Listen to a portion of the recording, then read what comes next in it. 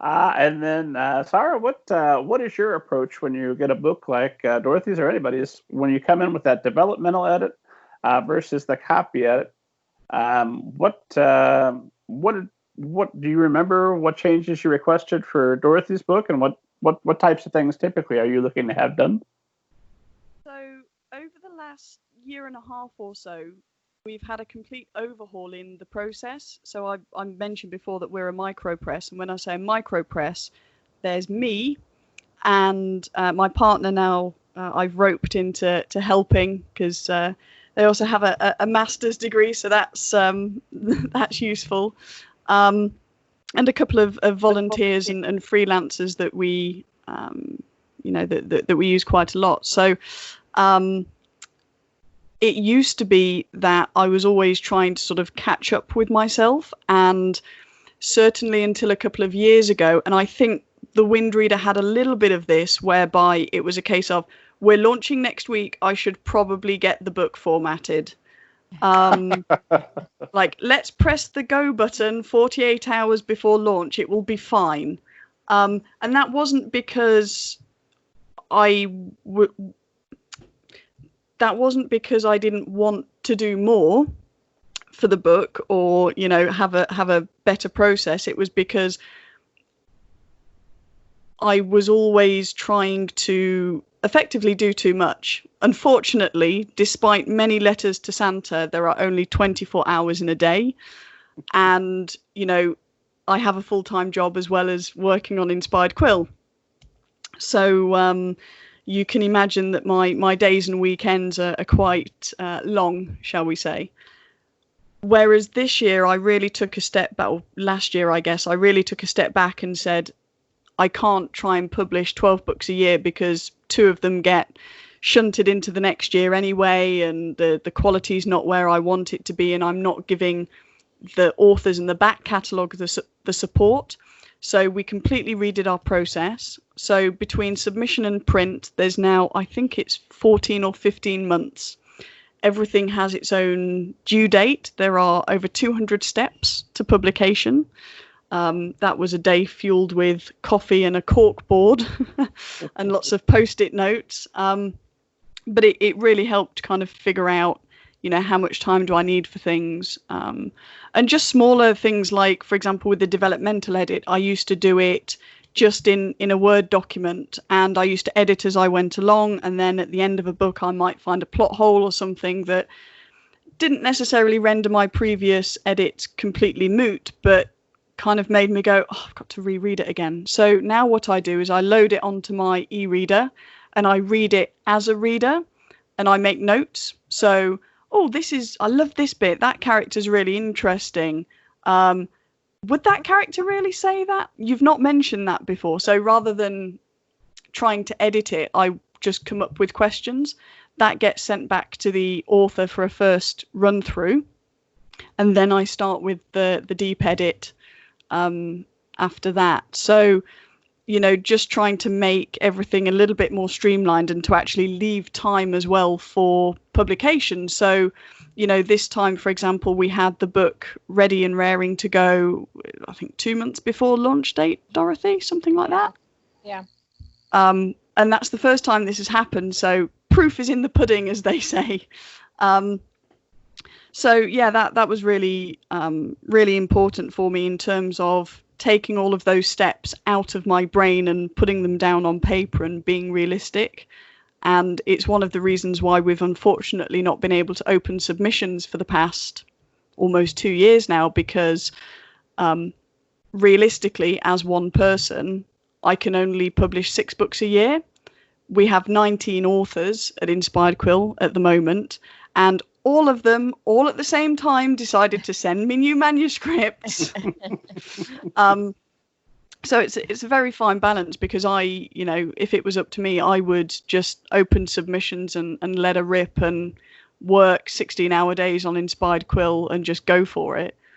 Unfortunately, gotta eat, so can't do that yet. But it's really lucky as well, I guess, just to segue slightly, that I love my day job, and it gives me lots of great skills for Inspired Quill as well. So it's not like going into an office that you hate and looking at the clock until you then get to do the thing that you're really passionate about. I'm very, very lucky in that I have 2 jobs and I love them both effectively. So what, and Dorothy, I'm going to pass this back to you in just a moment, but let's stay with, I'm fascinated by this idea of part-time publisher. So what does your day, I mean, that's got to be the longest day ever, most days. So what does your typical day look like? And then when are you carving out time to spend with your partner, do something that's not book related, have some fun? That is a good question. That is a very good question. So during the week, I normally start my day job at 8:30 in the morning. So my work as a project manager with Exposure Ninja, we're a completely remote company and have been since its inception. I've been with them for about 1.5 years now. So it's great because I can just kind of, roll out of bed, grab some breakfast, and my commuting time is very, very short. So that's from 8:30 to about between 4 and 5 o'clock in the afternoon is my typical work day there. I will then stop for a snack because here in Spain we have something called merienda, which is like afternoon tea at about 5, between 5 and 5:30. At about 5:30, I will then start my Inspired Quill shift until about 9 o'clock or so, when I will stop, have dinner, and then either do a little bit of non-Inspired Quill reading or, watch a show or two and spend time with my partner. At the weekend, it tends to be starting on Inspired Quill. So this is Saturday and Sunday, probably about 11 in the morning and finishing again 8, 9 at night. So at time of recording this, it's currently 21:21 where I am.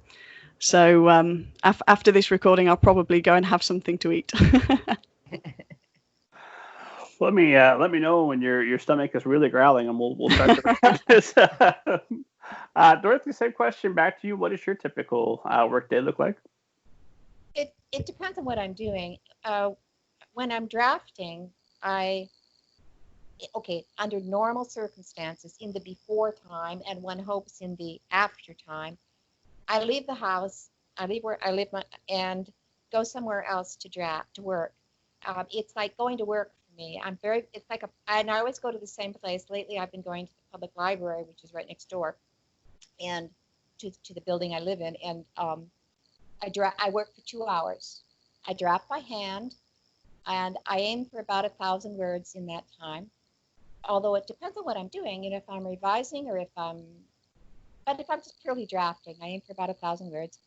I come back, I key that all into my manuscript, lots of times editing as I go. And so that takes, another half hour, 45 minutes maybe.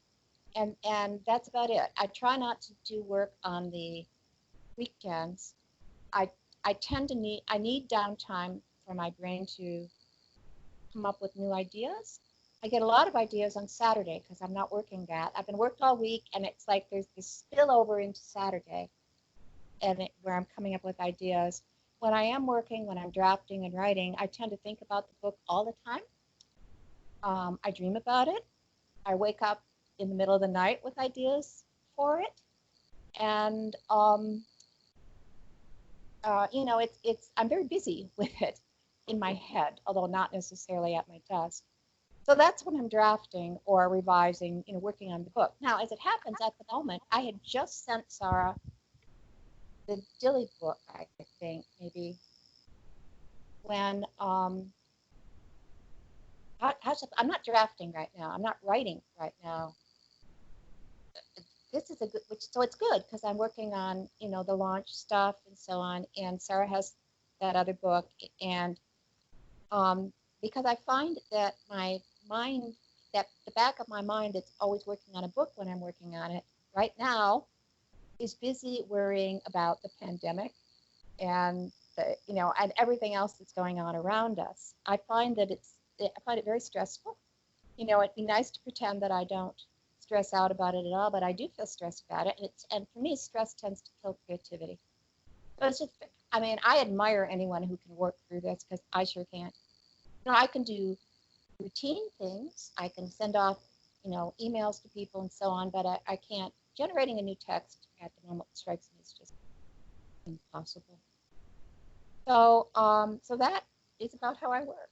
Right in there. And I read. I read a lot. I think any writer should be reading a lot. Right? I define a lot. How much reading do you typically do in a week?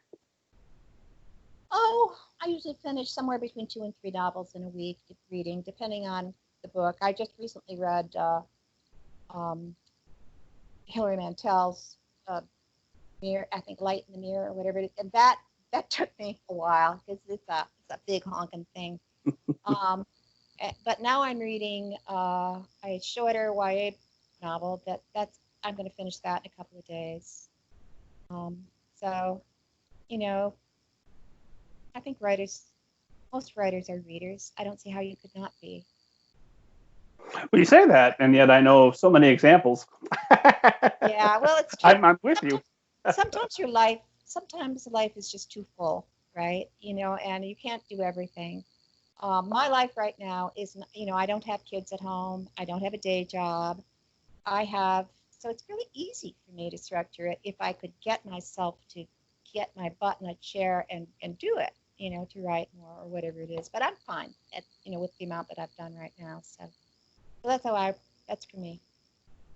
So you're kind of living the dream with no day job, time to read and write. If we could just get this pandemic to calm down, it is pretty good. And the collapse of Western civilization, if that would just hold off for a minute, so we could all get some writing done. I can't complain. I have to say, yeah, I feel very lucky.